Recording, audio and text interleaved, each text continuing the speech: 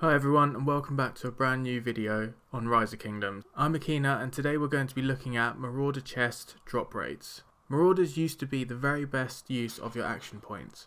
Saving all of your AP for the once 3-day period used to be a routine that many had no intention of changing. However, Marauder Kingdom supply chests has been a controversial topic as of late. Lilith has decided to change the drop rates of these chests. They then proceeded to change them again after this due to some complaints given by the community. There is even talk that there could be future change to the drop rates of these Kingdom supply chests. This video will take a look at what the current drop rates of the Marauder Kingdom supply chests are. If you are enjoying the content and do find this useful, please like, comment and subscribe. It takes a lot of work to get this data and your support really does go a long way to help the channel grow. So as mentioned in my last Rise of Kingdoms video, Squirrel and I have been collating information from our kingdom. We asked players that opened over 100 or more kingdom supply chests to send in screenshots of the rewards that they got from those chests. In total, we received a whopping 3,217 individual chest entries. I just want to say a huge thank you, not just to Squirrel who inputted the data and calculated the drop rates for this video, but also to Kingdom 1606 for their help in making the video by providing all of this information. I'm going to split the video into different sections based upon the different types of items that you can receive from these chests. Although certain items such as resources I will not cover in detail. These can be seen at the end when I reveal a summary of the drop rates. I will reveal the drop rate that we have calculated as well as what you would get for using 100k of your action points. Please bear in mind that this data is based upon a representative sample of over 3,000 chests and not the official drop rates as stated by Lilith. This is based on 30 AP per kill, with fragments having a 50% drop rate. Right, let's begin. Golden keys and crystal keys can both be obtained in these kingdom supply chests. These two are currently dropping at a rate of 3.08% for the golden keys and 2.95% for the crystal keys. There is only a slight difference between the two, with the crystal key being slightly more rare.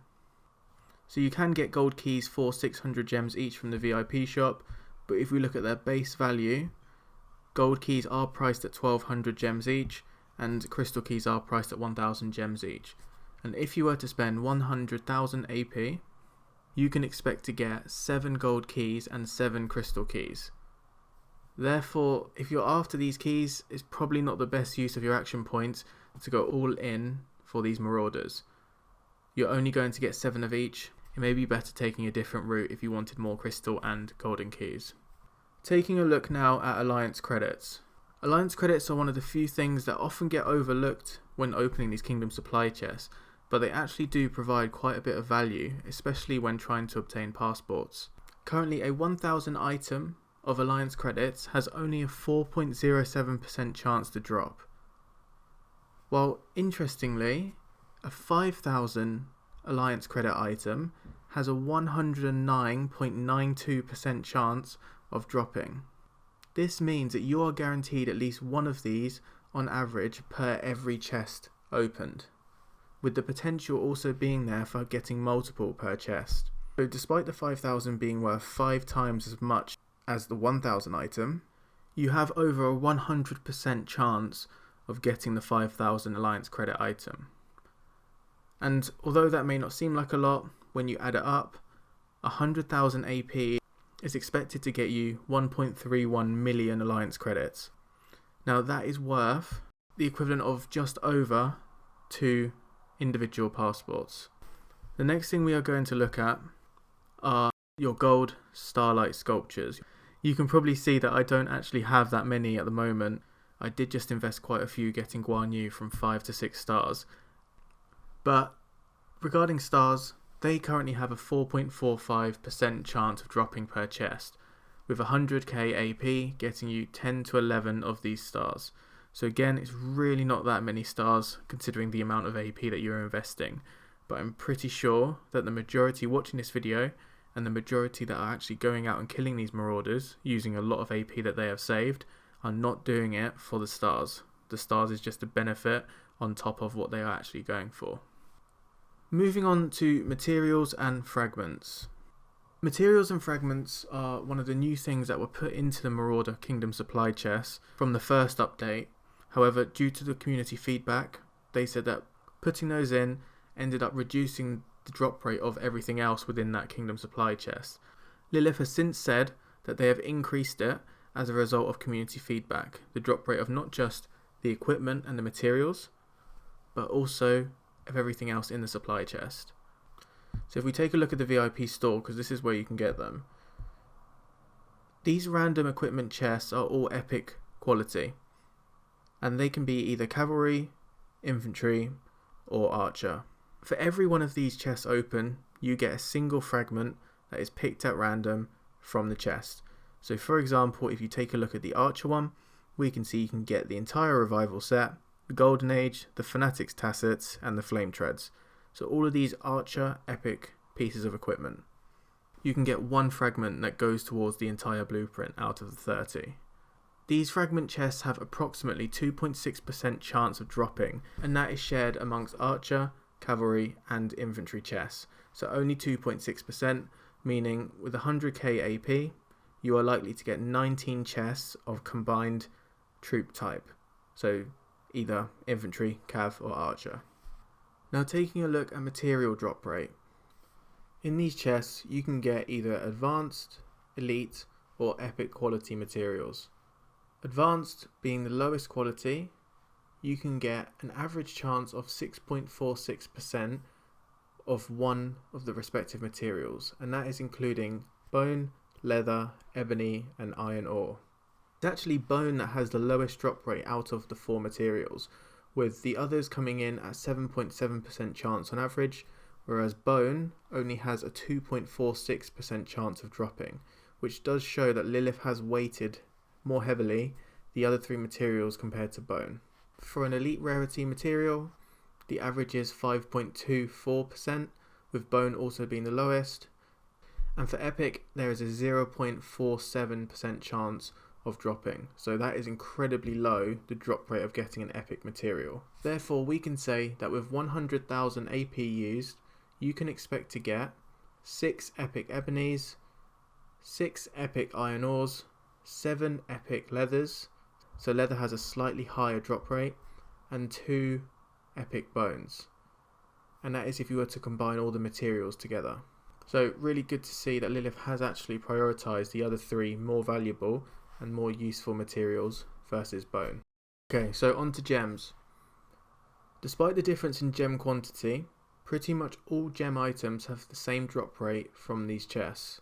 This isn't inclusive of gems that you can obtain when you are going out and hitting marauders. This is just the rewards from the Kingdom supply chests. A 50 gem item is 3.82%. 100 gem item, 3.11%.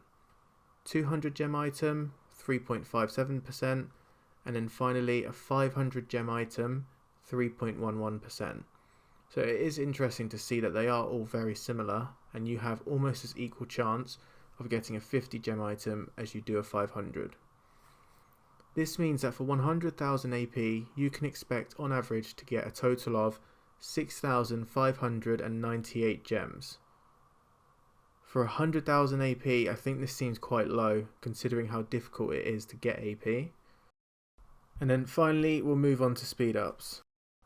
Luckily, all speed ups in these Kingdom supply chests are universal, but their drop rates differ dramatically.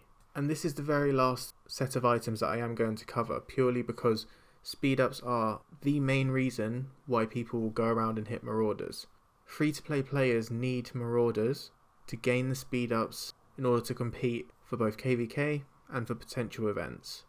For a 3-hour speed up item, there is a 24.53% chance that this will drop. So that is a 1 in 4 chance that you are going to get at least one 3-hour speed up item per chest. Now that is a really promising start. Moving on to 8-hour speed up. For 8-hour speed ups, you have a 10.2% chance of obtaining an item per chest. For 24 hours, this figure drops down to only 3.02% chance, and for a 3-day speed up, that is a 2.05% chance. What's really interesting is how minimal the difference between the 24-hour and the 3-day speedups are. I would have expected to see the 24-hour be 3 times as frequent due to the time duration of each one. However, there's only a 1% difference between obtaining both of these items. From 100,000 AP, based on the current drop rates that we've calculated in this video, you can expect to get 37.2 days of speedups. This is slightly below what I would expect, to be honest. I think around 50 days would be much fairer, especially as mentioned before, the ability to get AP has not increased. Now that is everything that I want to cover in more detail. However, there are items that have not been covered, such as resources and XP. On the screen now, you should be able to see a summary of all of the available items from the Kingdom supply chests. Alongside them will be their respective drop rate on an individual chest basis. Now I know this is a lot of information to process. If you have any questions, please don't hesitate to write in the comments. A lot of work has gone into this, but please bear in mind again that this is not official Lilith drop rates. These figures were calculated from the information gathered by 1606, and Squirrel's work calculating the drop rates from that. I hope you found this video informative and useful. Please don't forget to like, comment and subscribe. Thank you very much for watching, and I'll catch you all in the next video.